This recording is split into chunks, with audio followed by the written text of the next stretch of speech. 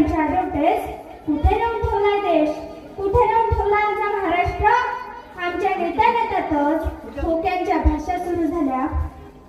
शेतकरी शेतमजुरांचे रक्त पिले जात आहे म्हणून आज आम्हाला संतांच्या गीतेची गाथेची आपल्या धर्मग्रंथांची गरज भासत आहे.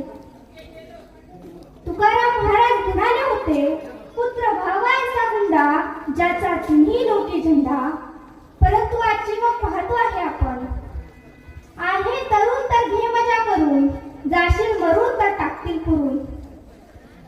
मला असं वाटतं की आजच्या युगाचा विचार असा असायला हवा, आम्ही आजचे तरुण समाजसेवा करू मन भरून, भ्रष्टाचारास टाकू पुरून, बेरोजगारीस टाकू मारून, गोरगरिबांना सोबत धरून, तेव्हाच म्हणू स्वतःला या देशाचे तरुण.